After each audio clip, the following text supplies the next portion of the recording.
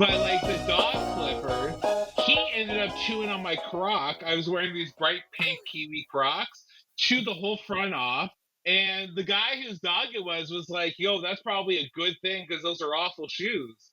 And I was like, "That can't be the reaction that you have to your dog eating my shoes." Like, Right, "Oh like man, no, like there's no stop it, like just yeah, fuck my your Crocs. my dog just did you a favor right now. Why don't you go buy some real Right, shoes, bud?" like good dog, good dog. Gives his dog a fucking treat. It gives him my other Croc. You're a good dog. You deserve this. Like that's That's so funny. crazy. Oh man. It's Clifford behavior, though. We chew on shoes. It's what we do. Mm. Fuck yeah. That's how I mean like you're the only person I've ever like yeah, I'm pretty sure you're the only Clifford I've ever known. Really? I That think sounds like so. a love song. The only Clifford I've ever known. It's But like, beautiful. yeah, I could see like I feel like Clifford's chew shoes. I feel Yeah, like yeah, that's for sure. My mom named me Clifford because there was a soap opera star that she had the jives for, and his name was Dr. Clifford on like Bold and the Beautiful. so He's now just Jack. He's Jack on the Young and the Restless now. But like, oh Jack yo, I'm yeah, you so know sorry, Jack. bro. I am so sorry that you just met like because you said Young and the Restless Jack and fuck man, I used to watch that show with my mom all the time and I was like, oh Jack.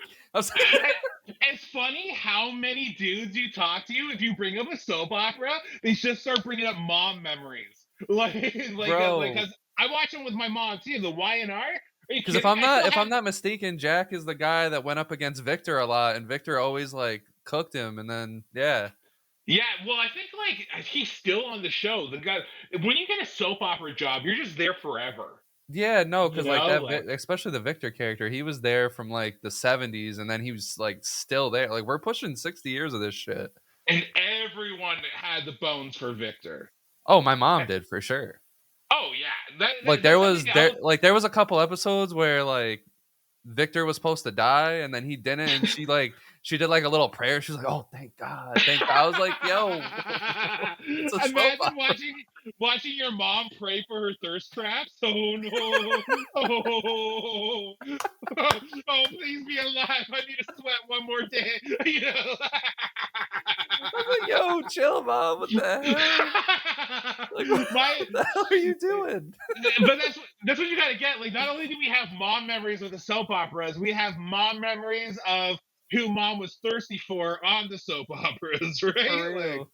Well, because like I don't know, that was just like that was like one of mine and her like things. I don't know why because like if I stayed home from school, especially if I stayed home from school, like they didn't want me doing anything enjoyable because like if you no. stay home from school, you got to be like you got to be very down bad and miserable. So You're like allowed to watch Price is Right, though. That was oh yeah, it was everyone like let you it watch went it. from Yeah. like Price is Right to some other show, and then it was Young and the Restless, and then it was The View or The Talk or some shit like that, Oh and then yeah, Ellen one of those. DeGeneres came on at like 4, and then you just kept going down like There's Rosie O'Donnell too, right? Like with the wiffle balls, yeah, yeah, right? Like, sorry, I have like something going in my eye as we're talking. Okay, we're good. like, got a but case of the pink eye. yeah, I just randomly get pink eye at the beginning of this podcast. Oh, brutal. That's Clifford behavior too. We chew on shoes and get pink eye out of the blue. Chewing on shoes and pink eye. That's 1 and 2. All right. Yeah, yeah. No, but like I used to work in a group home. And are you Italian by chance? Say that again. Are you Italian? I'm white, so I have a lot of white attributes. I don't know if Yeah. like I was so just like I'm checking from like the like. Italian and I'm French and I'm Swedish and I'm German and I'm English and Okay. I'm a lot of things. I just thought you like basketball. You got a weird beard. Maybe he's Italian, you know. But like, I worked in a group home, and there was this Italian guy that I supported, and he wasn't very verbal, but he was raised with his mom, and they watched soap operas all the time. So me and this like 35-year-old autistic dude, we would spend half my shift watching soap operas together, Oh yeah, and because there would like, be like 3 or 4 on in a row. Like it was As the yeah. World Turns, Bold and the Beautiful. Oh Oh my yeah, god. and we'd be spilling tea with one another, being like, "Oh no, not the elevator shaft," you know. And like, do you remember that one show that was Passions? Do you remember that one? I don't. had a little guy, and it was like around witchcraft and stuff. You didn't know that? It was like a This soap sounds so opera. crazy. Sounds so It crazy. was insane. It was called Passions, but it was very good. I remember watching that at the cottage with my sister. And like, yeah, there's good memories. If you got a sister in your life, you got a mom in your life, and you're raised with them, you watch soap operas with them. Yeah, We no, my started the sister show, just like right? my sister spent our like childhood just like hating me. It was the most hilarious thing. What's your age gap? I think 9 years. 9 years? Me and my little brother are 5 years, and we definitely have like a classic like Game of Thrones rivalry relationship, you know? You got to explain that a little bit. Oh, it's a tale of two brothers, I tell you. We got to start with my mother, right? Yeah, she made me watch these soap operas and name me after one of her thirst traps, but she can't even say Clifford. She's from the Oh my Azores. god! So I am so fucking glad you brought it back to there because I was like I'm sitting here and you mentioned Jack from Young and the Restless and you Yeah, yeah, completely threw off my like train of fucking thought because I was gonna say something before that. I've been trying to think of what I was gonna say, but at least okay. So you were named after a soap opera character. At least there's some meaning there. yeah, yeah. So I'm adopted, and this is not a sob story. I'm not. We're not doing the sob story here. But Yeah, my we don't fucking care biological from parents, orphans. Like, yeah, but my biological parents were like pieces of shits. They didn't even care to sure. name me. They had a doctor come in and open a page of the fucking Bible, and Thomas was like the first name on that page, and they just Oh my rolled with it. god, that's hilarious. There was, if they were just a little lazier, you would have been Genesis. Right? Like, I would have been some crazy like Jebediah. Like I would have been. It would have been some fucking like bro Noah. Like I could have been anybody, but I'm there's Thomas, I no guess. book of Noah. Like, and you know what's funny? I went to Bible college. I'm gonna get back to the soap opera thing in a second, though. But I went to Bible college, and we had to memorize the books of the Bible. And the way I did it was by making them like dirty. So it's like Genesis, Exodus, Leviticus, Deuteronomy. I'd be like genitals, Sexodus, Deuteronomy, uh, blow Job. Matthew was just fat Jew. I never knew what to do with that one. But like, yeah. Dave just going ham. Oh yeah, yeah. Like, there's a reason why I was kicked out of that place. But Oh like, man. this is just like Trump on Rogan. It's called the weave. We always come back. But like, and we're definitely getting into ADHD talk, so this is a pretty good example of it. But like, okay, so my mom, she can't even say Clifford. She's from the Azores. She says Cleaford. Clifford. Like, she can't even say my name, you know? Like, it's so funny. And she raised me in a way where I was like a latchkey kid. I was out and up to God knows what all the time and causing trouble and coming back with like blood on my shoes. It's just the way it was, you know? But like my little brother, he just went like he came into the picture when everything was getting figured out. So he had like hockey camp and like, like supportive parents and whatnot. So like he literally just moved out of the house at age 33 to move into his girlfriend's parents' house. What the fuck? He's the ultimate mama's boy. I was out of the house at 17. I lived in my friend's house my last semester of high school because I did not get along with anyone. So Yeah, I think like, I moved out of my parents' house at like 19, but like I made it adamant like once I was gone, I was fucking gone. But yeah, yeah, man, like, oh, I would love to go back, but my bro, mom was like, he's just not ready to take that step. He just always needs a mama figure like around him at all times. oh, I remember one time I was there. I was hanging out with him as a grown man, and mom came. Like, his favorite animal is a penguin, and he made it his whole identity. Like, he's got penguin plushies, and every birthday he gets a penguin thing. And like, she fucking walks up with a bowl of penguin crackers for him. She poured him, a grown man, a bowl of penguin crackers. I'm like, Mom, I have been arrested so many times. Like, why didn't I get the same level of protection? It's a tale of two brothers, right? I was raised in the streets, he was raised in the castle. And so, like, we do not see eye to eye on anything. Fucking animal crackers is hilarious. Fucking Oh, penguin animal specifically crackers. just penguin crackers, not even the rest of the animals. Like she Yeah, my like job. So that kind of reminds me of like a little story before I like officially open the show. sure. Of like, so my dad is like very now we're not. I'm not when I refer to my mom and dad, they're not my biological parents. They're my actual parents that took The me in. people that chose to raise you and raised you. Yeah, Yeah. yeah. I'll never call my biological parents mom and dad. So mom and dad, No. my lovely parents, rest in peace, mom. My dad's still grumpy and very much alive. So he like so growing up, he had this like strong fucking hate for marijuana, man. Like I don't know what because Okay. he admitted that he smoked marijuana when he was growing up, but then he never told me what the cutoff point was because now he hates it. He like hates everything about it. Like at Wow. Okay. 16, I got caught smoking and he like called the cops on me. Like that's how much he fucking hates marijuana. But so literally like recently as I've gotten older, I haven't been able to hide the fact that I smoke weed. So Sure. like he was always suspicious, but now he's just cool about it. Like he doesn't care. Okay. And it got to the point where he kept trolling me like, "Oh, I'm gonna smoke weed. Come over and let's smoke some weed." And he was like, he would joke about it. And then one day, like he randomly calls me. He's like, "Ha ha ha, I'm high."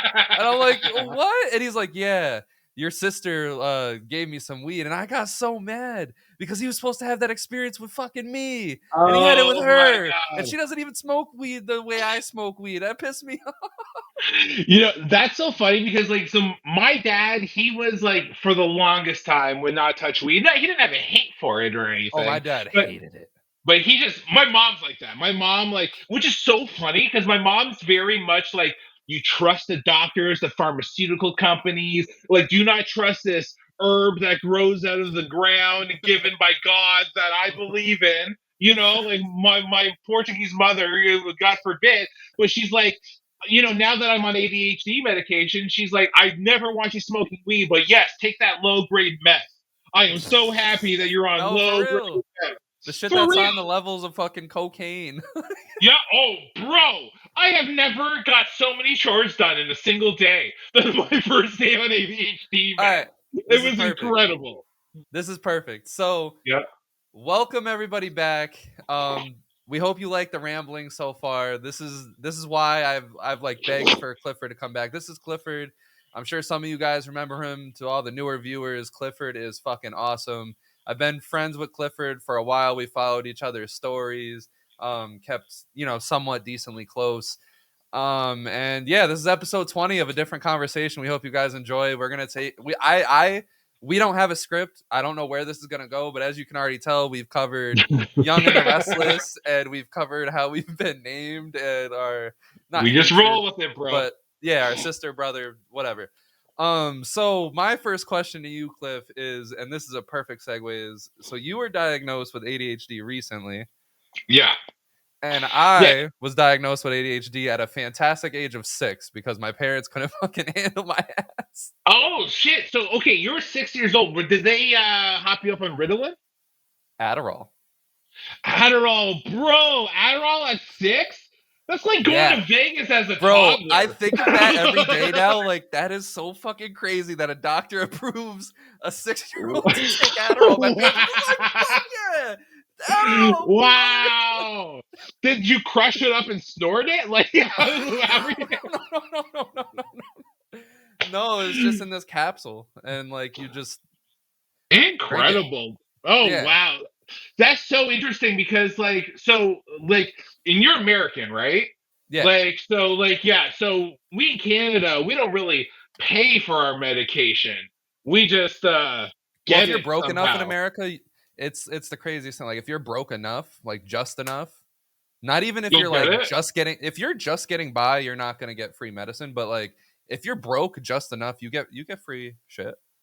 Well, I've been broke as hell, and I've been hearing about like immigrants in America getting like $8,000 to start off, and I was like, "Yo, do I just illegally jump the border right now?" I'm like, it sounds like I'm gonna get paid. So No, bro, like, yeah. So like people in America are like immigrants are getting like full on like EBT cards. I don't know if you know what EBT is. Do they no, have that?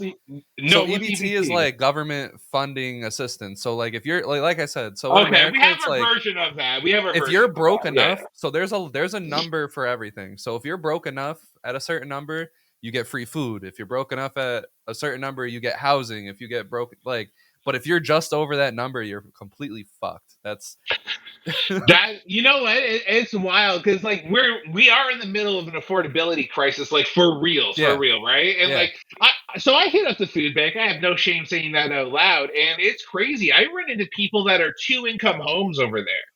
Like Yeah. literally, like everyone is just kind of feeling it, But like I was gonna say, like I wish, in a sense, that maybe I figured this out when I was younger, because who knows where my path could have gone.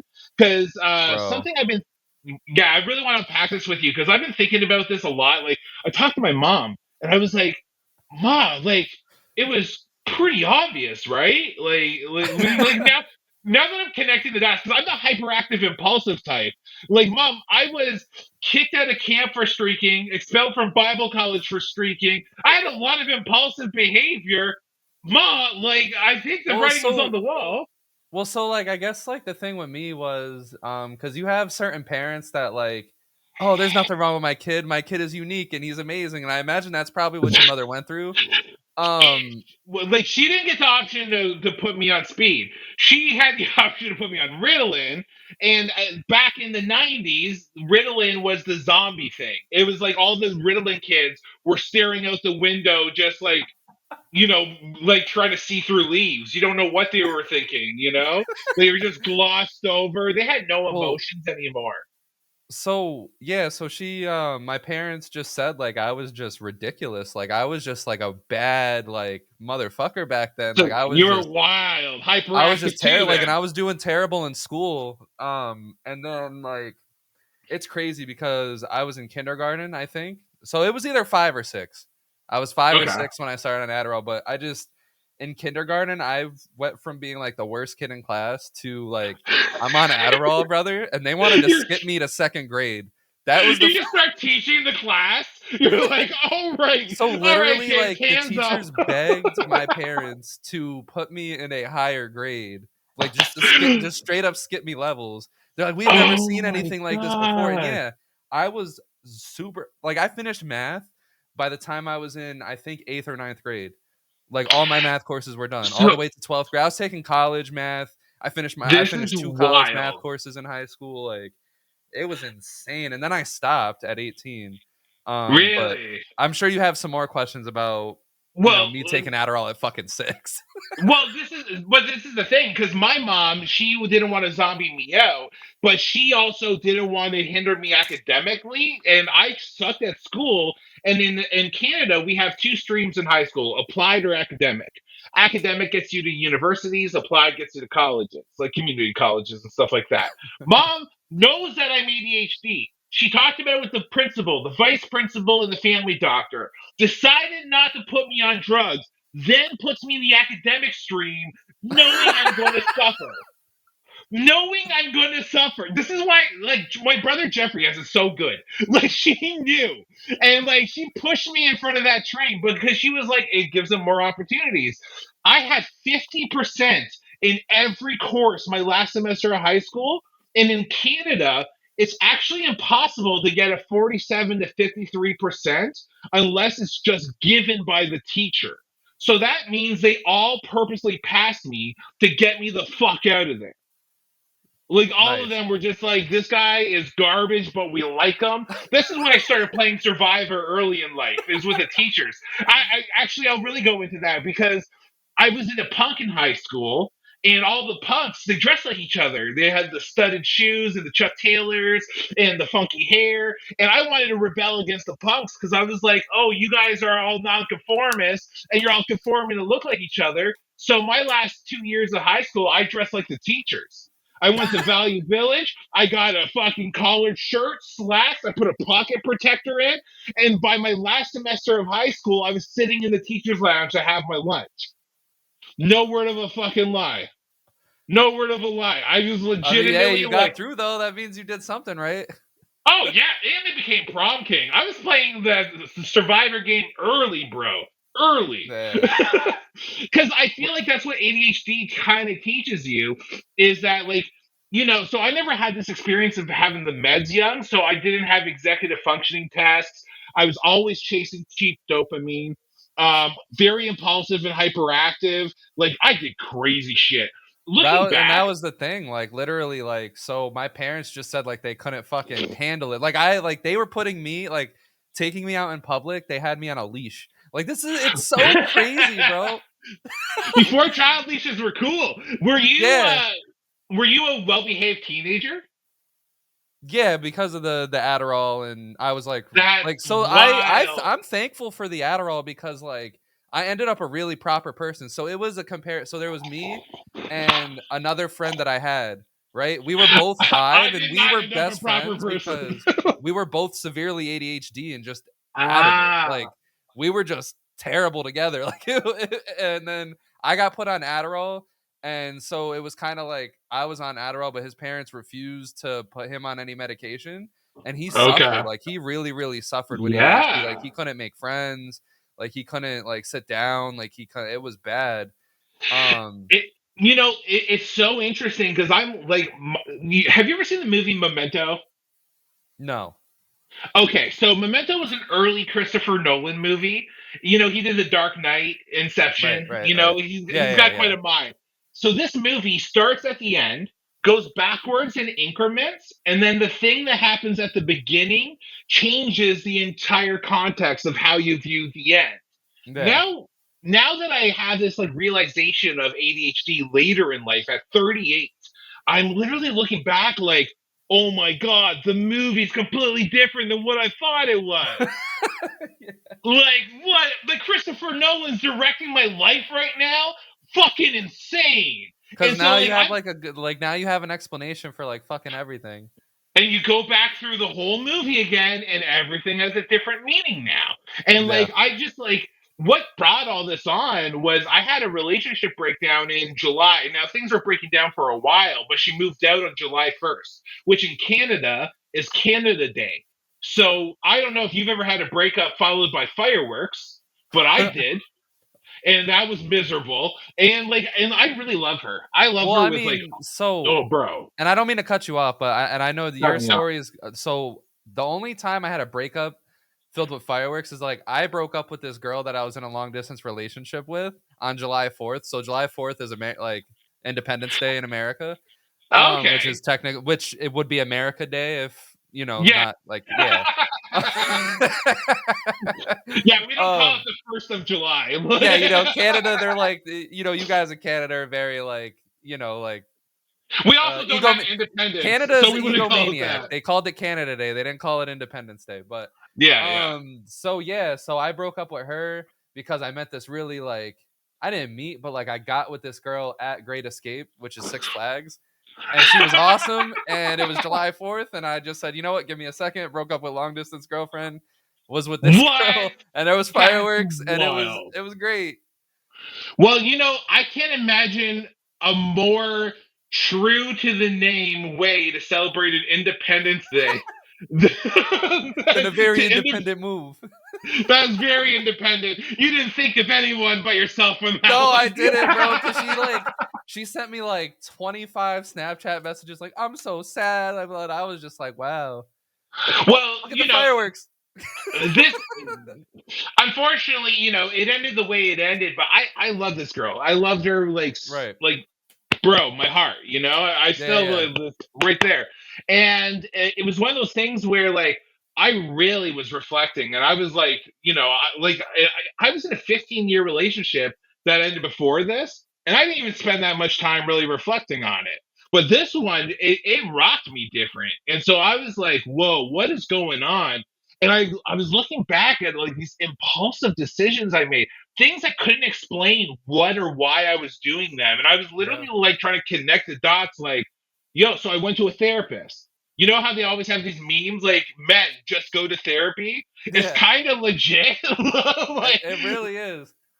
it really is. Like, I got I went to therapy for trauma and stuff, but I was like starting to unpack things, and then she's like, "Yo, you should maybe talk to a psychiatrist. I think there's something else This is going on crazy here." because we're gonna have like a me and you are gonna we have I feel like this is about to connect, and this is We're gonna good. really unpack it all, right? Yeah, This is gonna be our therapy because the session right same now, way, bro. so like the same, I feel like the same way you ended up finding out you had ADHD and started like treating yourself for it is the same way Yeah. I got back to my treatment of ADHD.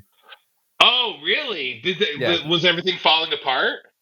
I mean, so basically, I lived like at the end of high school, going into college. I was trying to live my life to prove that I didn't need Adderall and I didn't like need it, and I was doing well. But then I did very terrible in college, and I never once thought to take Adderall through college. And if I did, god damn, my life would have been different. But Right, I would have been right. either a fucking baseball superstar, or I would have been like a 4.0 GPA, one of the two. Like I never thought to take but steroids while I was playing baseball. Come on, like why but did then I do? you wouldn't have this high production podcast. And what are you Yeah, on true. about? Yeah, and then like I just kept like I was like I just kept like this self righteous just I'm not gonna take Adderall. I'm better than that. Blah blah blah. Blah. And then I worked at a sales job and like I was great, but I wasn't as good as I could have been. And then Sure. like things just started falling apart. Like I couldn't hold a relationship. I was like having these like impulses, like you said, shit that wasn't happening to me before because remember I've always been on Because you always Adderall. been medicated. Yeah, Wow. and then This like is really mirroring. I got something to throw at you yeah, after that. then Like I this went is to really therapy spooky. because like I at this point I was like really depressed. I like lost a Mm. lot of weight. Like that. This was during my skinny era, guys. And then because I went from like thick to very skinny to like thick. Like I'm like well shaped out now, You don't look like a thick boy to me. Like but I was thick. I was I'm a thick thick back boy. then, man. I ate. I fucking ate. All right. All right. But then yeah, my therapist was like, okay, well, what's going on? I explained everything. She's like, do you have ADHD? I was like, fuck yeah, I have ADHD. And then she's like, well, have you thought of going back? Like after I explained everything, she's like, have you thought about taking Adderall again? I was like, huh. But like, my ego is, and I explained this to my therapist. I was like, my ego doesn't like won't allow me to do it. She's like, well, drop the fucking ego because you clearly Yeah. can't hold a relationship. Like you have a young kid. You don't want like just try it. Like see what happens. You never know. And then I started taking Adderall again, and everything just was And fucking no great. one talks about how ADHD really wages war in relationships. It can be It a does. lot for the non-ADHD partner. It is a lot for them to handle. And like especially if you aren't aware of it, like I was Yeah. experiencing high levels of emotional dysregulation, high levels of impulsivity, always The chasing impulses, yeah, dopamine. for real.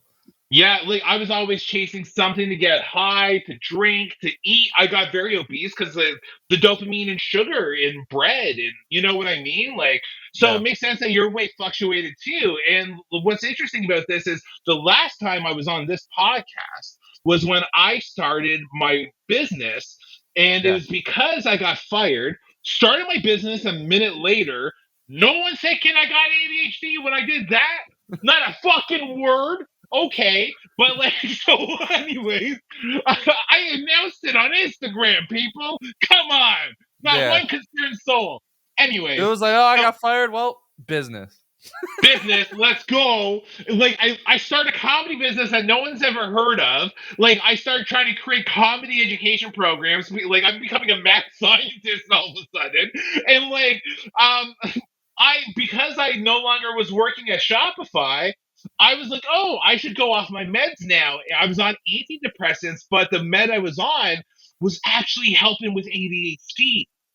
It was like a double up, you know? So I went off any help I had for ADHD and went into a business that no one understood, and like my partner was on like this is God bless her heart. She was so supportive. She just believed in me. You know what I mean? She's like, "You're fucking crazy, but I believe in you." And now I'm like, okay, she had to believe in me a little less. A little less. Like she had to question some of my choices. She was just waving a Clifford flag, like, woo, yeah, foam finger and everything. oh, No, she's just so on. Like she was honestly one of the most supportive human beings I ever met. Now I'm realizing maybe that's people pleasing behavior, and she should have put a boundary in place at that point, and I should have respected that boundary. And if I had to do it over again, to anyone listening to this with ADHD, you find yourself making this kind of impulsive choices, go get a day job. Go get a day job. Stop right now the podcast. Go get a fucking day job. Stop this. Go fill out That's your resume and get a day job. that's a good way to stop Like, watching the podcast. stop watching this fucking podcast. Go get a job. And I will tell you, fucking chase your dreams, but you need to pay bills. Like you gotta pay bills. Well, so like when it comes to like, so there was a time period, I think like it was at the end of last year, early this year, where I wasn't taking Adderall for a while because I was Okay. going through another fit. Well, because like it was like a dispute that me and my fiance had about like I wasn't like using it for the right reasons. I was like kind of getting a little dependent on it. So I was like, you know what? I'll prove to you that I don't fucking need it.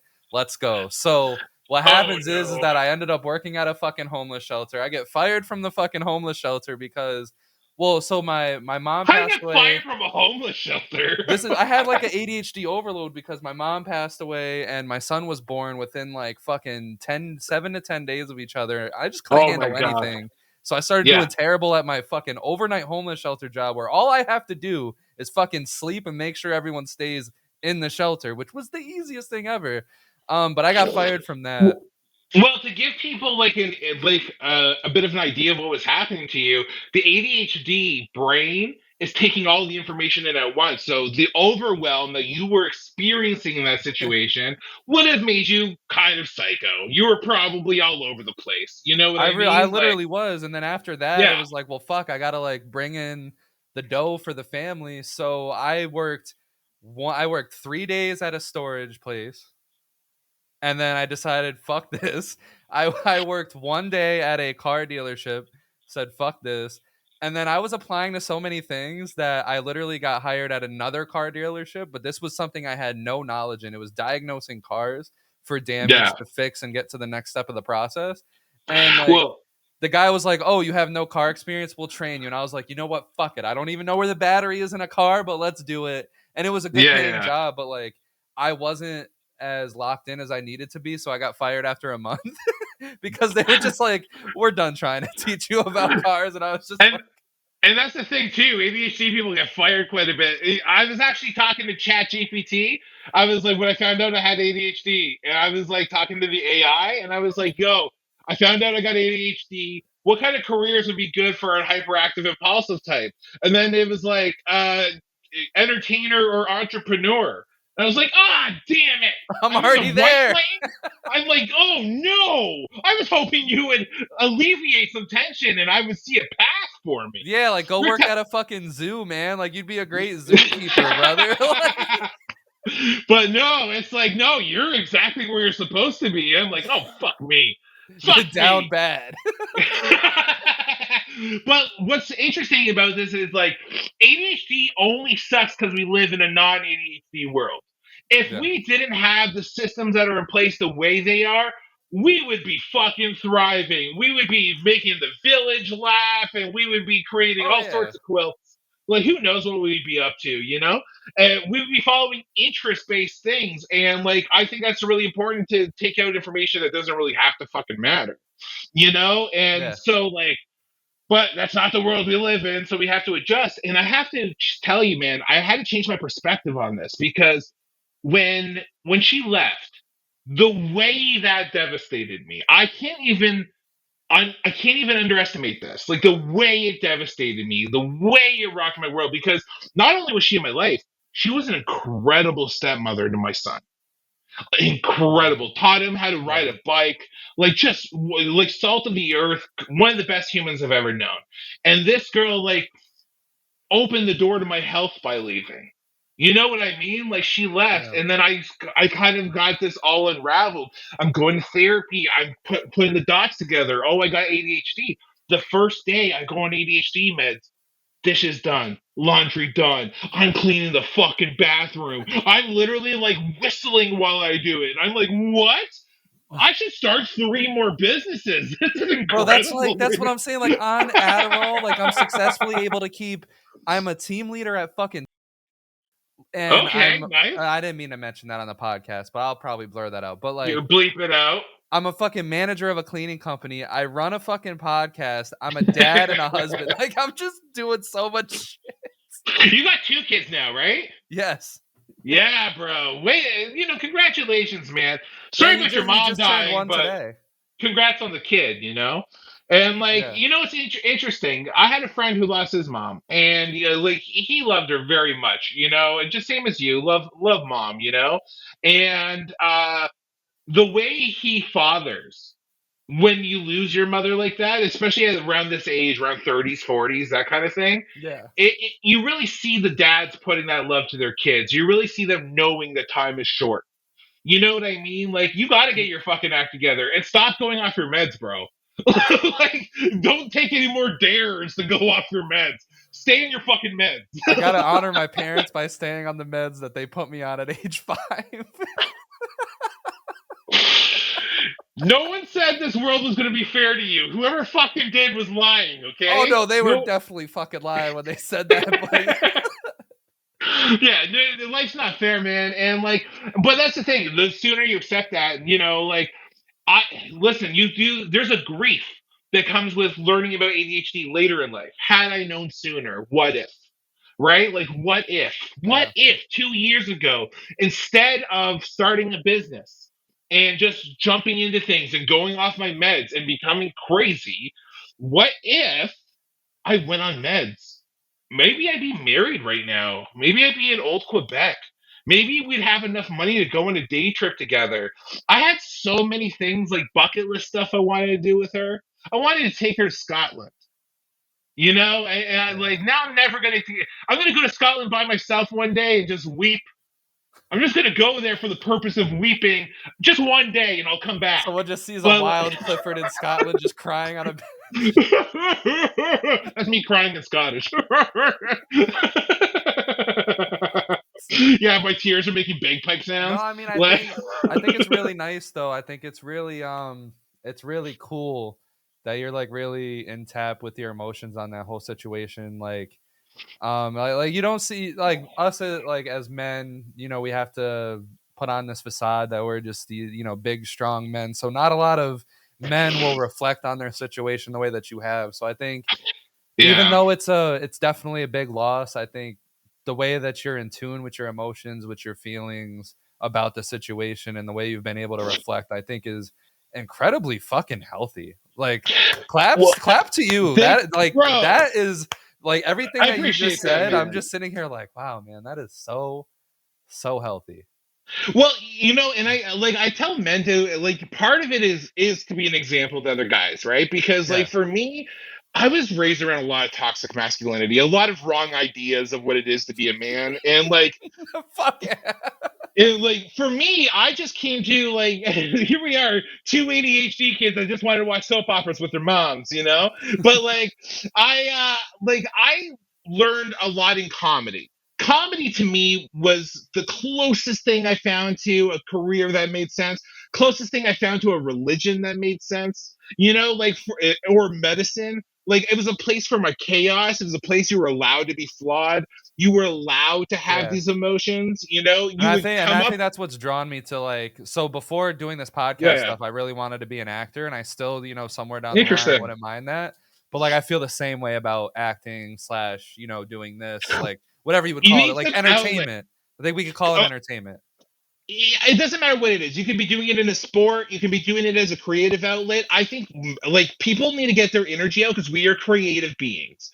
We are Yeah. born to create. We are born to connect. That's what we are. And we only have 2 modes. We're either in connection mode or protection mode.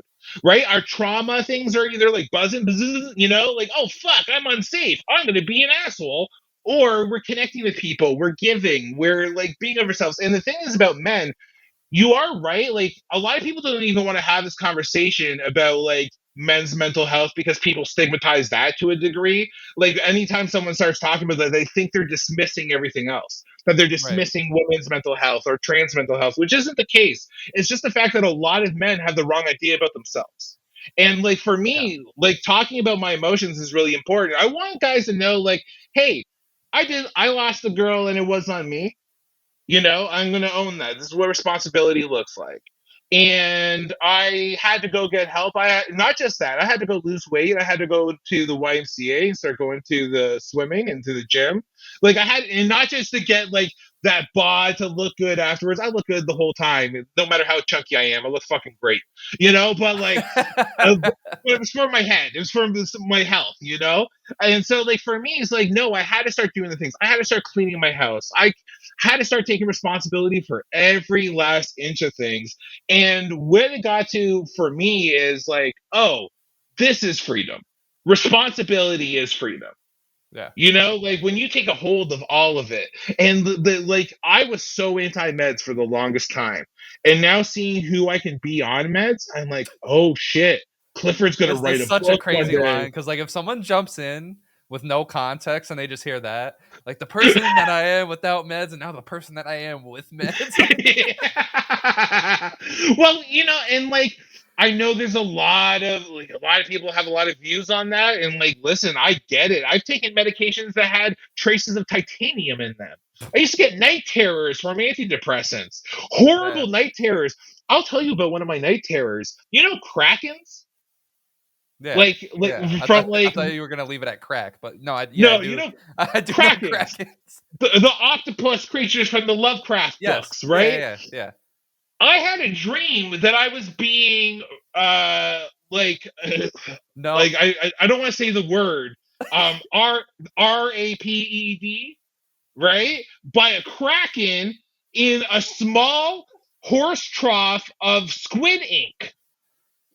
I was covered in tar and squid ink while this kraken monster was like first day of Shawshank, just like like I woke up so scared of squids and octopus and any creature with the tentacles, and and like it was basically tentacle prison porn in my nightmares. I am so yeah. So if someone walked in on that part, that's probably even weirder, to be honest with you. That is such an intense dream. Nightmare. Such an intense nightmare. That's what medication did to me. I went to my doctor and I'm like, let me tell you about this squid that fucked me. And so she's like, yeah, we're gonna bring this. We're gonna Did you bring say your yeah? meds. No, brother. We're gonna dial it down a notch, So like, um, so I understand anyone that's like, hey, I don't know about meds. I think they're fucked up. Listen, pharmaceutical companies are raging our countries. Like the fentanyl epidemic is fucking shit. It's all shit. There has to be a way to us go, hey, here's the meds that help humans.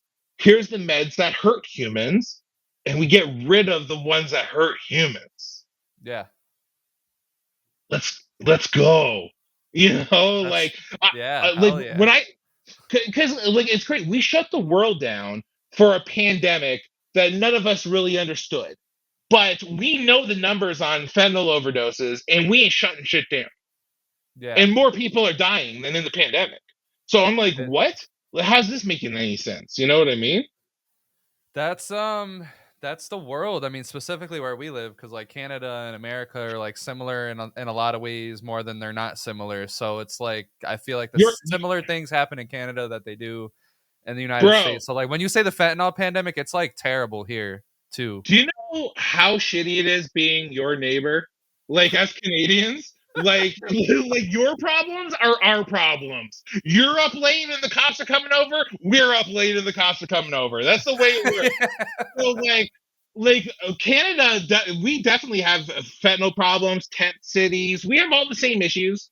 We really do, but we still have different systems. We're still a little bit more socialized, right? Like if someone were to break into my house right now, I'm not allowed to kill them. I can go to jail for protecting myself Which is in insane. Canada, which I would say I disagree with.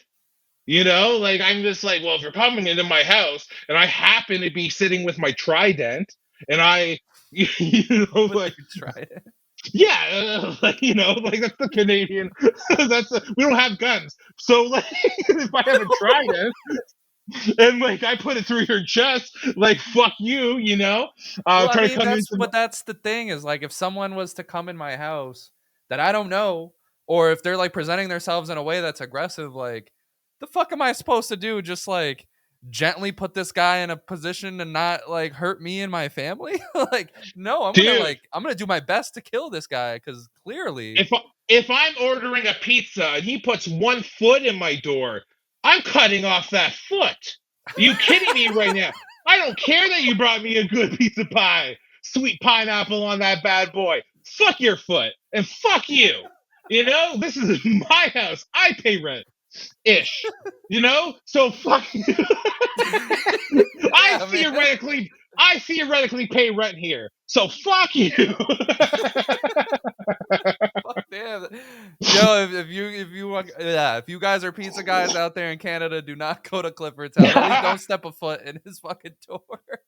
Yo, I actually had this thing with this one local pizza place in town because they came to bring me a pie once. It was a shawarma pizza. You know shawarma? Yeah, Yeah, that so it's like sounds great. shawarma What the toppings. fuck? Oh, bro, it's the best. It's so good. And so like That sounds like it would make me fucking terribly obese because I would order it every day. he comes with a shawarma pizza. I got 50. It comes to like $33. He goes, I don't got change. And I say, well, that's too big of a tip. You're gonna have to go get change. And then he leaves and never comes back. So Dude just I gave got up. He's like, you know what? Fuck this. so I got this like unintentional free pizza, but I still want to order from them, right? So I'm always waiting for the other shoe to drop for them to be like, "Yo, by the way, we still remember." Like they write it Yeah. on the pizza, like Like the next we time they know. come over your house, okay, so here's your receipt, and oh yeah, by the way, don't forget about the last one. Oh, we know what you did last summer. You didn't pay for your fucking pizza.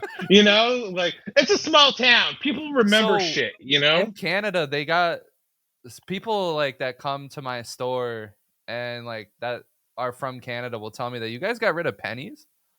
Yeah, but we still charge things by the penny though. So like, okay, I go What to the happened? drive. How did that even come to be? Oh, I think the pennies were racist or something. So we were like, no, thank you. I don't know, but like, so What? the pennies, like, I don't know. At some point, we got rid of them, right? Here's the thing: we also invented the toonie. We used to have a $2 bill, and we instead of a $1 bill, we have a loonie, which is like a gold coin. It looks like a doubloon. It's A pirate doubloon. treasure. Yes, there we go. Yeah, it's pirate treasure. And so we have this doubloon, and then we have the toonie, which is like a doubloon within a doubloon, like an Inception, like it's like a coin within a coin, Yeah. right? It's like a donut coin. And so we started just making up money. We made up the toonie, and then we're like, while we're making up money, we should also eliminate money.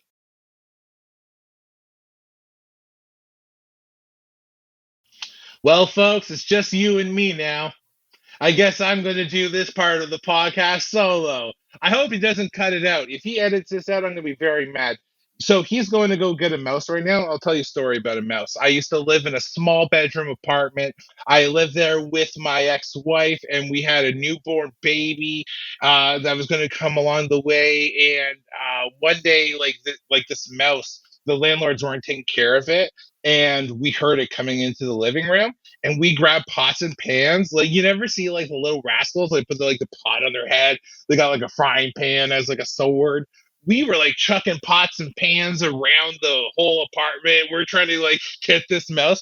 Eventually trapped it in a pot, and then I got the landlord to come get it. I didn't kill it. I couldn't kill it myself. I didn't have the heart. I'm not a hunter. I'm not a natural hunter, so I couldn't go and hunt this mouse. But I trapped it within a pot, and then we got the landlord to come and get the mouse.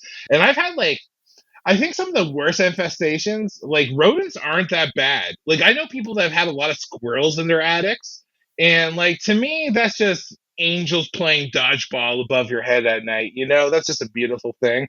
But bug infestations are the worst. They always say sleep tight, don't let the bed bugs bite. Bed bugs literally don't let you sleep. They are brutal. If you are familiar with Hamilton, Ontario, in Canada, it is basically mostly bed bugs. There are a few humans that live there, but it's mostly bed bugs that run the local dispensaries and the bourgeoirs, you know. So it's actually really funny that I'm just kind of going off like this. Thomas has no idea what I'm on about. He left this thing recording, so I'm like, yo, bro, you don't even know how to properly produce a podcast. You press pause when you're going to be taking dead radio air. That's crazy. What other stories can I tell you? Um, oh, I'll tell you about this. Like, like because we're talking about ADHD and like just like how impulsive. I was always making impulsive decisions, and I used to backyard wrestle back in the day, backyard wrestle. And I had this thing. This was before all the political correctness, where like you couldn't say certain things and like it would make the internet mad or whatever. Now there was this thing, like a puppetry of the penis move, where if you tuck your penis between your legs, you would call it the mangina. And I know that's not politically correct. I would never say it these days. You know, I'm just telling you a story from the 90s, okay? And so, like, you do a mangina, and my finishing wrestling move is I would drop my pants in the mangina position and I would go mangina and I like hypnotize my opponent, and then they would go like, oh no, fall over, and then I would pin them with my pants around my ankles. That's a real story. That is how did people not put me on medication then? Why didn't no one put me on medication when I was tucking my dick between my legs and pinning down my friends? I don't understand, you know? But we've come a long way in the medical field. We've come a long way. I cannot wait for him to watch this again. Hey, how's it going, bud? Oh man, okay. Did I'm you back. hear me? A little bit. You left it recording, so I was like, I'm not letting dead air go. So I No, you told did a that couple last time stories. too. Oh, did I? Oh, that's so funny. I don't even remember that. That's hilarious. Whew, okay, where were we? Sorry, yo, this mice. So yeah, this like fucking mice thing, man. Like, I'm so good at it because like I know where to put traps and everything. It's just I hate the fucking mice dying part of it. Like, I don't know. There's this soft part of me that just hates killing fucking anything, and it's Well, just that yeah. was the first part of the first story I was telling was I had a mouse and I trapped it in a pot and got the landlord to get it because I didn't have the heart to kill it.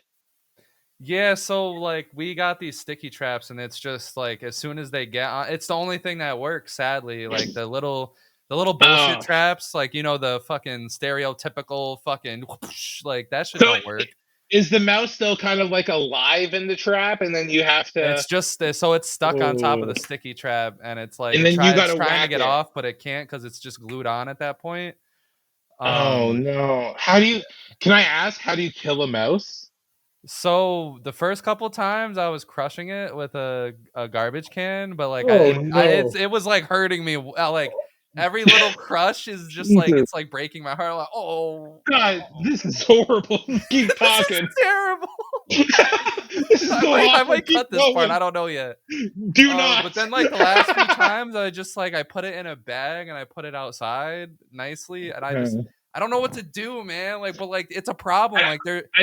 I think this is what you do. You take like a little Ziploc bag, like a baggie for weed, right? And you tell the mouse, you make it face the sunset, right? And you say, you've been good. You've been a good mouse. Everything's going to be okay. And you come up from behind with a little bag. You put it over its head. It's cooking.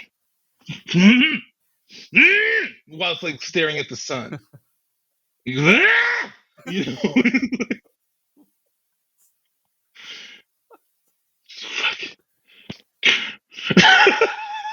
I just. do not edit this out. I want it to stay in. All That is a right. guest request.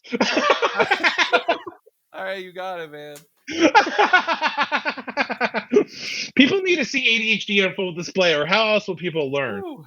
All right, I need like one more second before I'm officially back because that like it just throws me off every time that they're like just I just caught another one and now fucking Yeah. I rarely do podcasts where people just murder a creature halfway through. Imagine I just use this as the intro, like it's the first thing that appears, and like I just get canceled, and that's it.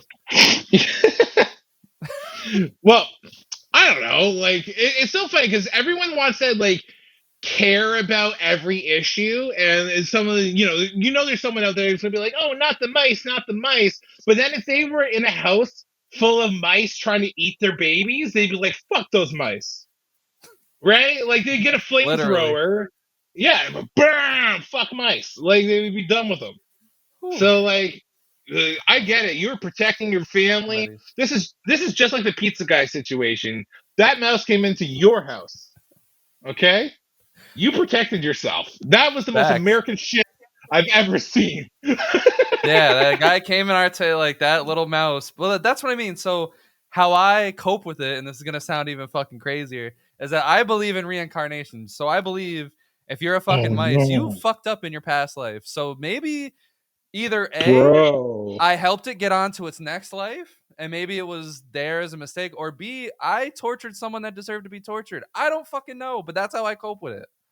But what happens if one day you're sitting on a park bench looking at the sunset and a giant mouse comes up from behind you with a bag? It's fucking I gonna just see. like out of nowhere, I just get fucking stomped on by like a fucking oversized No, like a mouse. guy in a Chuck E. Cheese mouse costume. Oh Just my god, fucking. just beats my ass. Like when I fucking this podcast explodes and then someone dresses up in a Chuck E. Cheese costume to hunt me down and like beat my some fucking mouse enthusiast. I I gotta hope watch I out did for. not. I really hope I didn't speak that. If you get killed by a mouse assassin, I am so fucking sorry to your family for bringing that into existence. But I'll just be in heaven like shit. Yeah, man. I deserve Oh, that. and all those mice are gonna be there too, being like, "Yo, there's the guy." That's like imagine like when you fucking die, like everything you've ever fucking like all the ants and spiders you accidentally killed and everything, like Oh they're my just gosh. waiting. Like every time you're Well, about to die, they're up there like, yeah, oh fuck. Like, Well, here's the thing. I've tried self-medicating in every way possible, and I during the pandemic, when everyone was freaking out about everything, I was like, "Oh, this is a good time to try psychedelics for the first time." yes. And we're back to this convo, yes. Right. So I started like getting into the psychedelics, and don't worry, I know how to weave. We're good. And so like I was working for I'll say it. I was working for Shopify, a big tech company. I Yeah, had a yeah, yeah. hippie on I had a hippie on my team who would send me acid in the mail, taped to the bottom of hot sauce jars. So like I was Yeah. like, Yeah. so I had full days of myself just like doing acid, doing shrooms. I was just like learning about the universe and myself while everything was melting down. And I came to this conclusion that like I was like, whatever we call heaven, whatever the next thing is, we're somehow connected to it now. Like we are like I think the past, the present, the future, it's all the same thing somewhere. You know what I mean? Like, I don't know how to explain that in any other way. Like, here's another, like, okay, do you know the Higgs boson? No. Like, it's like the God particle. They discovered this particle that was like smaller than the smallest particle. So we thought, like, oh, this thing's the smallest. And they're like, nope, this thing's even smaller. And I was like, okay, if we don't know the universe, the universe is infinite, and black holes apparently have the end of time or whatever, and then we don't even know how much life is inside our bodies. Maybe the smallest particle ever is like that's where heaven is, and you go there, and it's infinite on the inside, just like the TARDIS and Doctor Who. It's like Yeah. way bigger on the Okay, I inside. get what you're saying. And like I think that's where everything is. Like there's a place where everything that always was and is and will be hangs out. And we're gonna be there again. But for now we're here for some reason. So and I literally I don't mean to make this any deeper than it's already been, but like my belief would be that when we die, it's whatever we want it to be. Now, hear me out. So, a lot of That is research that so I've done into selfish. this because I've been scared of death my whole fucking life, right? So, Really? like literally, bro, I'm like 11 years old in my bed, scared of the dark, scared that the world, like, I'm having nightmares that the world is gonna end. Like, I was Mm, so weird when I was so young. Like, I was like, every really? little sound I thought was someone gonna rob the house and fucking kill me specifically, like a fucking Oh 11-year-old shit. just laying in my fucking twin mattress. So when it comes to that, I think like the research that I put into that was that when everyone's in a coma or if anyone's in a near death experience, everyone that's came back has said that all that happened was just like me dreaming. That's like literally been the kind of thing that's repeated itself through most of those stories, is that either A, I remember nothing, or B, I had all these dreams and imaginations. And, you know, sometimes when people were talking, that was like relayed into the dreams or whatever the case may be. I dreamed that I went to go see Jesus and fucking came back, like that kind of shit. So I See, feel like when you die, it's kind of like it's whatever you want it to be. Like if you feel like you fucked up in life and you have a lot to repent to, like you go to fucking hell, like you go to a very scary place. But if you feel like on your deathbed you achieved and you did what you were supposed to do and everything, you go to this beautiful place. Or like me, I want to be able to just fucking time travel backwards so I can experience everything that I couldn't. That's what I want to do when I die. And I I feel don't like we're know. all a soul, and eventually we're put into another body as our spirit. I can't fully get on board with that because the whole thing of like I think we're all a part of something. Like in Right. nature, it's all connected. You know, Yeah. it's too individualistic for my liking in the sense that like I'm Yeah. like I think, like, okay, like whatever you think you're calling dreams, maybe that's just one part of this thing that I'm calling the everything place, Yeah. right? Like, they might be like just different halves of the same coin, you know? Yeah. Yeah. Like whatever, like little shards of whatever this thing is that we can't possibly understand. What I do understand is that all of life is full of games, the way that animals are built, like lions play with their cubs, they teach them how to hunt, they teach through play. That like our system has antibodies that fight off viruses. Like everything is a sort of game, Right. and we have been put into a game without all the information. So to me, I'm like, I think whatever people have been calling heaven, hell, is, did you win the game? There was something you were sent here to do. I don't know what it was. I think each of us have an individual purpose to some degree, because we've been calling this calling, or you know what I mean, this thing. And like we're talking about ADHD at the beginning of this conversation, we have to understand. I told you I was the hyperactive impulsive type. That meant I was predestined to never be a rocket scientist. I wasn't getting up to grade 2 in kindergarten. They wanted to hold me back and put me in daycare, bitch. Like it wasn't happening. You know, so like I was predestined No, to because be imagine this getting guy. demoted from kindergarten back to daycare. I was predestined to be a hot mess, to be someone that was going to Yeah. be undefined, that was going to go into comedy, that was going to go into chaos. I was predestined to not have a linear path. Like I just wasn't going to university and I wasn't going to do it that way. You know what I mean? My brain didn't work that way, and I wasn't on Adderall. So like I didn't find that in the game. You know, so like I didn't get the Yo, special potion I'm that just makes me. 5, and like at the bottom of the game it says you have been gifted a very powerful drug Yeah, that's gonna set your life yeah. on a decent course. You've been given a At potion. I 5, didn't I'm get just like, that potion. whoa. You got Maybe the I'm glad fucking I mark. fucking smacked my mom, because that's when she was like fucking enough of my shit and took me to the Yeah, doctor. you got the Mario star, and then just you're good. You know, Right. Like, hey, and there you go. Why not, buddy? so for the way I look at that is like I'm like I don't know. There's a purpose behind our predestination. What that is, I think it's goal oriented. I think but like I don't know if we're supposed to know. You know, people say know Yeah. your purpose, know your why. I don't even think we're always supposed to know our why. I think we should just go forward recklessly to a degree. You know, like as I'm talking about But it's true. responsibility and stuff, I also think that there is merit to reckless abandon. I Yeah. will say that. I think there's merit to reckless abandon. And so I look at things like my last shroom trip, I did 7 grams of this strain called tidal wave, a very thick boy strain. Now, typically my shroom trips are about 6 hours. This one was 3 hours, but was the most intense trip I ever had in my life, and I'm going to tell you all about it right now. Okay, I had a filing cabinet right beside my bed because I don't really know how to live, and I had this filing cabinet here, and I'm holding on to it. I'm holding on to the bed. I feel reality changing.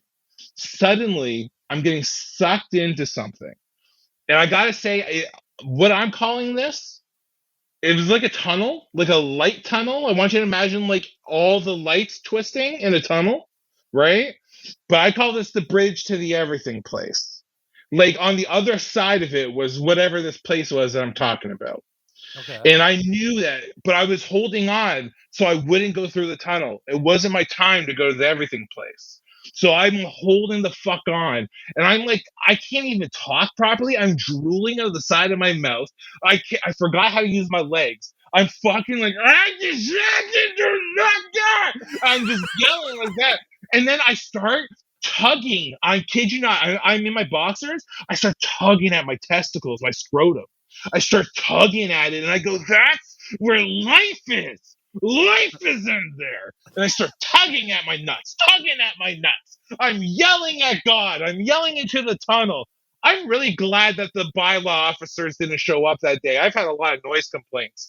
But like I'm screaming, holding onto this filing cabinet, tugging at my nuts. And I'm seeing a correlation between the life inside my ball sack and the life on the other side of this everything tunnel. And then I remember I have to pee, and in order to pee, I have to learn how to use my legs again. So then I was like, okay, Clifford, we're gonna learn how to walk today. And I literally like one leg in front of the other, like grabbing them like fucking cooked hams. Just like, let's go left, right, bitch, left, right. I ended up like wobbling to the bathroom, and then like I was so fucking out of it, I had to just lie in the bathtub for a while because like I just like I could not walk. Yeah. I was like that fucked. But like afterwards, and people will tell you this when you come out of a psychedelic trip, you don't remember all the details very well.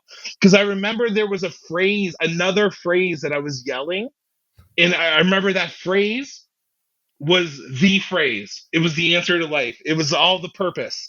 Everything we're supposed to know was that phrase, and I do not remember it.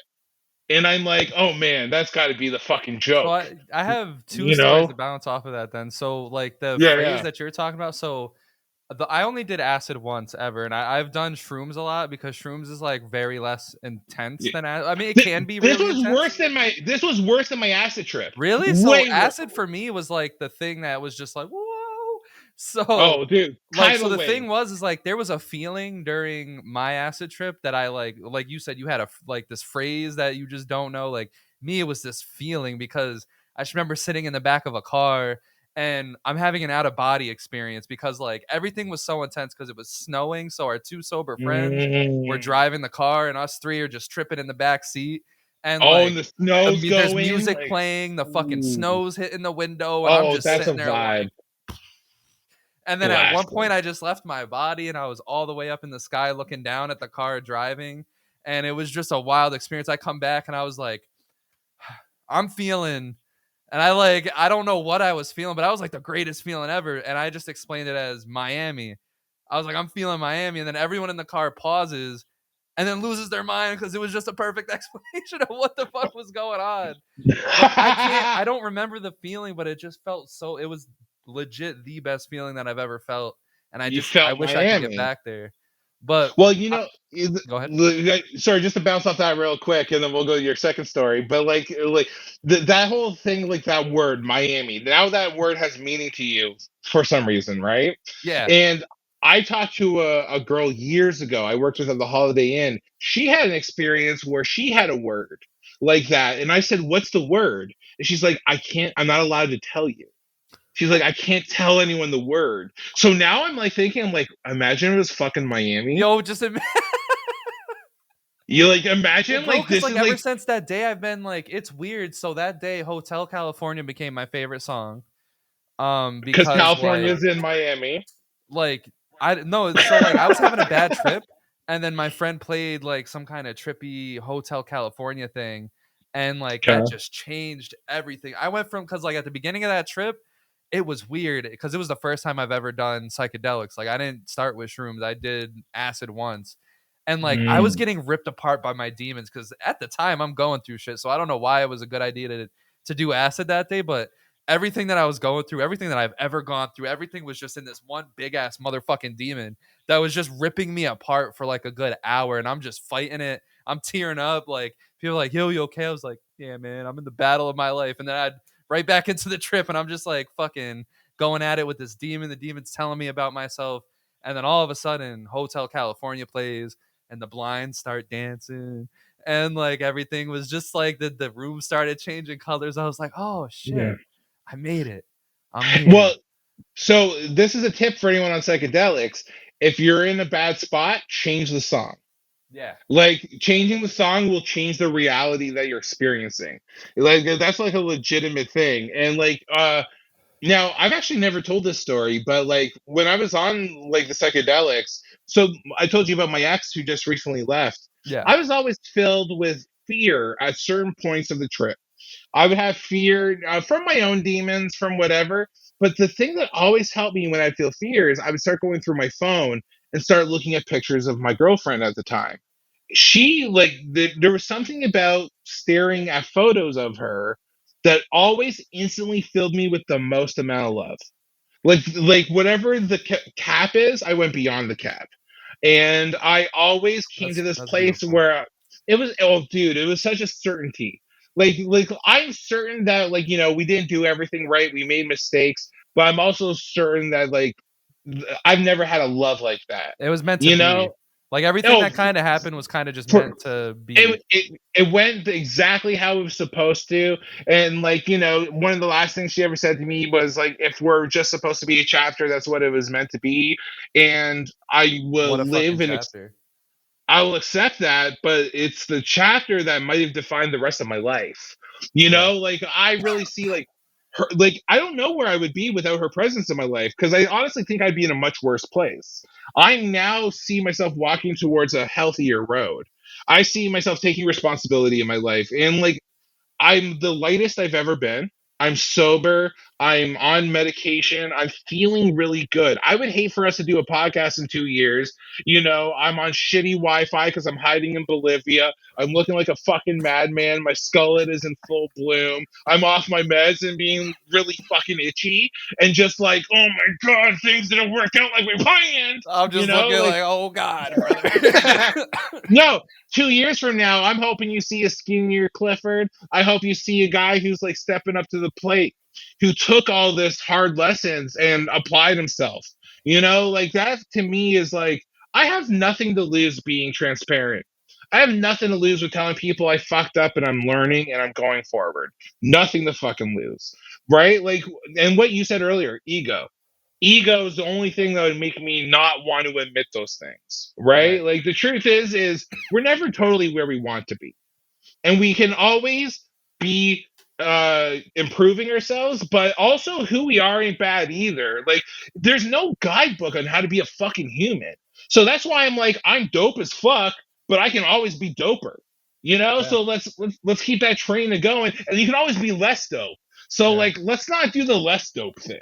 And that's why like Like, the listening to your story and everything kind of like really has resonated with me during this oh man. podcast because like I know that you like lost her through all the, the impulses and stuff. And I was kind of going down that same road as well, but I happened to like, do everything that I had to do at a little bit of a, faster timeline just cuz like yeah, man. And that's what like more men, and I don't know if it's even like just a men thing. Maybe it's just a human thing. I think more people need to chase that love, want that love, keep that love within them because like yeah, I'll straight up admit it just like you just said like I haven't loved anyone like I love my fiance, like my son, like I haven't felt, Yeah, that kind of it's love and it's different. like when I'm like in distress or whatever, I'll pull up pictures of them. Like that's where I was like, "Oh wow, like that's not only a me Yeah, thing." Like man. when I'm like really like stressed out and stuff, I like to kind of remind myself like why I'm doing things, why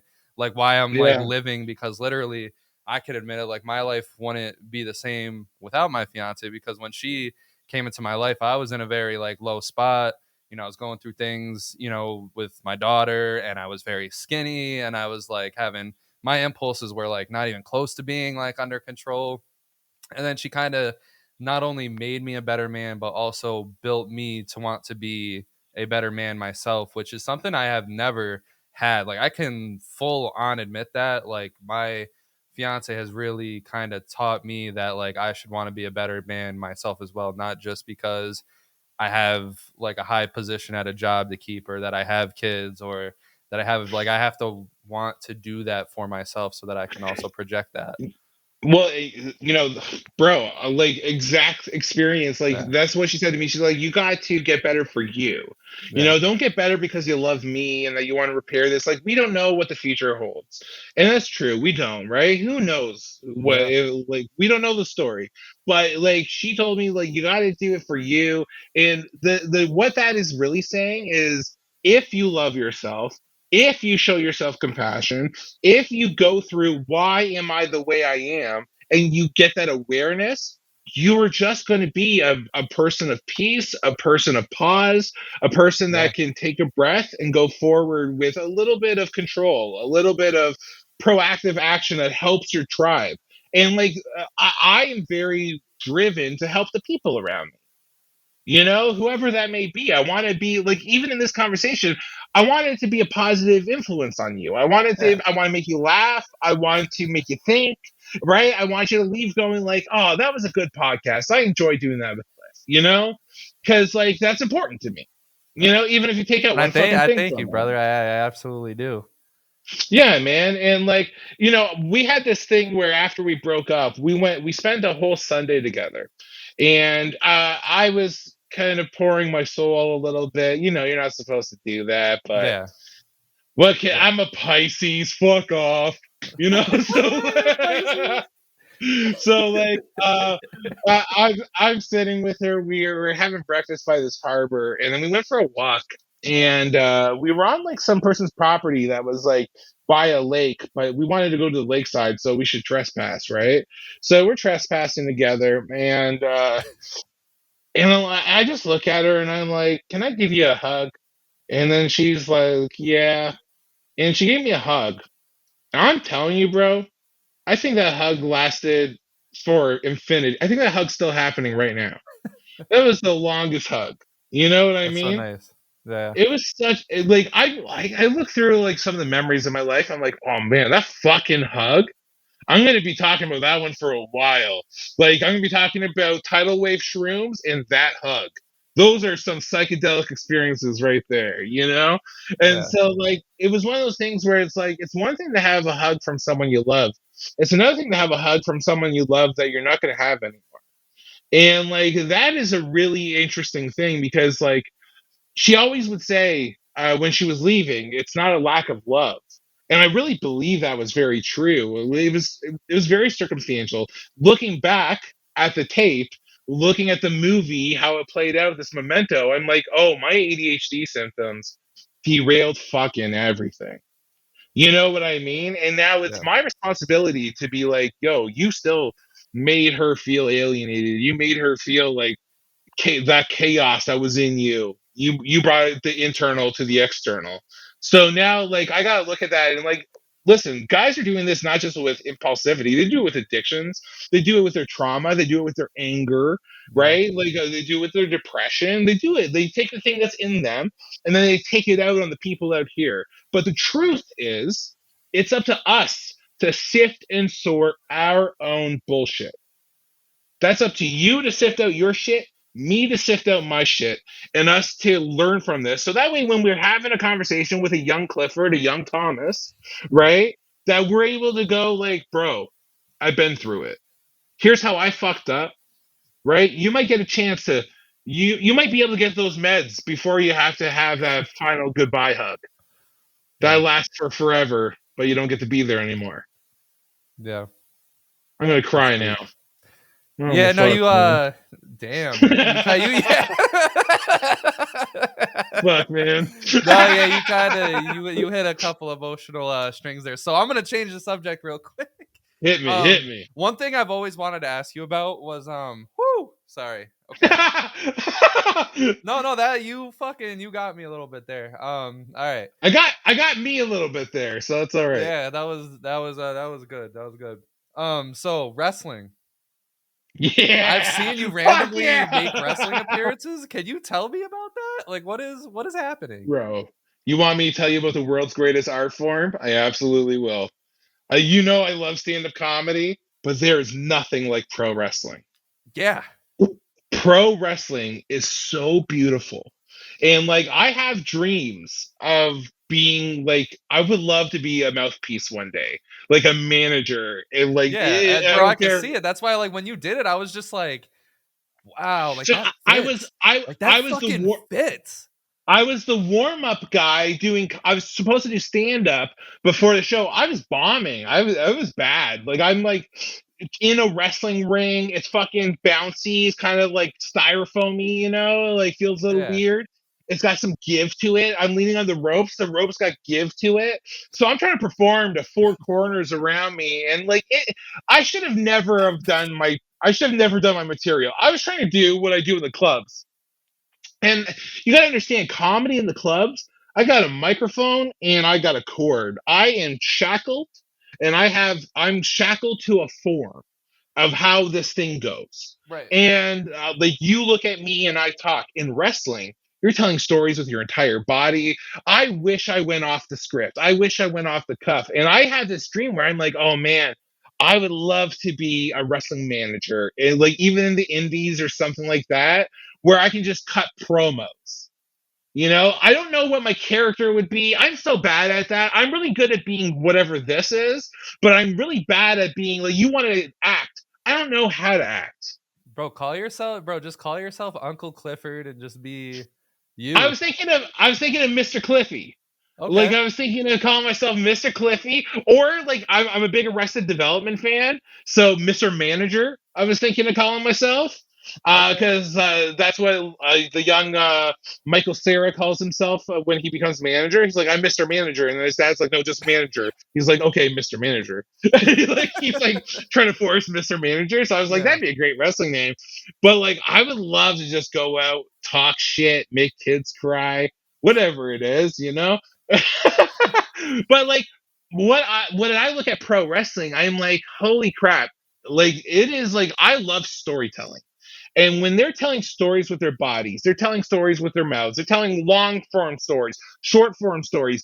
The experience of every audience member is its own story. If you're in the nosebleeds or if you're up front, if Cody Yeah. Rhodes tussled your hair. I saw Cody Rhodes when he was in the fucking Indies when he bet on himself, and he's in an Stony Creek in a fucking pavilion, little hall, and he was treating it like WrestleMania. And then this year, I watched him take the belt at WrestleMania. Yeah. I'm like, oh shit, fuck yeah, that's how you do it in this business. Yeah. And it doesn't matter if you're in wrestling, comedy. This metaphor works. You treat every night like it's WrestleMania. I don't care if you're a comedian doing shitty hack jokes in front of two people in a bar with a mechanical bull going, but no one's on it. I don't give a fuck. Okay, you treat it like it's WrestleMania, and you will get to WrestleMania. That's how that works, right? That's how that works. And so I look at That was a wrestling. fucking and I don't know if it's just because now I'm a little high because as you guys can fucking tell I'm smoking, but like treat every night like it's WrestleMania just fucking struck a chord. Bro, I live by that shit, man. I also think R-Truth is the best comedian in the world. So, like, if you know that wrestler, he's Yeah, the yeah. fucking best. I'm like wrestling's a part of this podcast. Hell yeah. Oh, is that? Oh, shit, yeah. Fuck yeah, man. Oh, well, and this is the thing. So, that show, there's a guy in NXT and in WWE now. His name is All Ego, Ethan Okay. Page. Do you Yeah. know All Ego? Yep. Yeah, Right? he's He's the a isn't he ham. the NXT champion, right? Or he gave it back. He gave the title He back was, to yeah, yeah. yeah. He gave it. It's back on Trick, but there you Yeah. got they got Halloween Havoc coming up tonight, actually. But yeah, so all ego Ethan Page, he's a Hamilton guy, Hamilton, Ontario, right? And so like he was at that show with Cody Rhodes. That's who he wrestled, and he had his first kid on the way, and Cody got the entire crowd to start chanting "Baby Ego, Baby Ego," and like it was the fucking just babyface through and through, Yeah. And like I'm watching like Ethan now, it's so weird, like because when I first met him, it was 2009. He would come to our comedy So shows. He was there they with were his at your show? Yes, so Fuck. his name's Julian, and he would come to our shows with like a bunch of the dudes, and Scotty O'Shea, the hacker, like there all Yeah. these like local wrestlers, and I knew a guy that was local in Oshawa who ended up in New Japan for a while named Michael Elgin. He got canceled a little bit, and so he got a tinge of the cancellation, and then yeah, and so he would come to the shows. They would hook us up with tickets and discounted prices. It's called Alpha One Wrestling, and it's back now. And I hope it just. I think Alpha One always had the potential to be the next ROH. Right. I firmly believe that, even though it's like this like very small indie Canadian brand, they did really good episodic storytelling, like storytelling night of. You didn't have to go night after night to understand what was happening, and they just knew how to put on a great indie show, and they're fucking swinging off the rafters. And you're watching guys, and you gotta understand, people are now seeing All Ego for the first time. Right. This guy's been in it for 20 years, bro. Yeah, he's been He's been wrestling for a while. he's a professional. He's a Yeah. pro. And like I've been in stand up for 15 years. No one knows my name. But it doesn't stop my spirit. It doesn't stop me from treating every night like WrestleMania. Right. Because I love it. And when you love it, you love it. Even the things you hate, you just learn to love through it. Like fuck that hate. I'm gonna love this fucking thing, So like that's like for me, everything always comes back to comedy. All this heartbreak we're talking about, this grief of wishing that I knew about ADHD sooner. I know I'm gonna put all that energy into comedy. I know that there's an audience in the future that are gonna have the night of their fucking life because I was able to package this. I was able to sift and sort through it, and I was able to package it, and I was Hell able to yeah. give it to them like a little gift. And they took it, and they got to bring that home. And maybe they were a little nicer to their kids. Maybe someone that wanted to put a toaster in the bathtub that night just made toast instead. Maybe. Who Yo, fucking knows? this could very well be the podcast that just changes my whole fucking career, because that was inspiring as hell. But Well, like I said, I don't you know if make it's just I'm fucking higher than shit, or because like you're actually just going ham, which you are going you ham. clip the hell out of this podcast. Put you on top, me on the bottom, vertical. And we'll put it on the instas. Okay. Yes, Now sir. I'm going into marketing. Let's So with that being go. said, let's here's a good way to conclude. Give us how we can follow you, give us how, we can look you up, and also tell us what's going on, what's coming up in the future. Tell us about the Yeah. projects that Clifford is working on.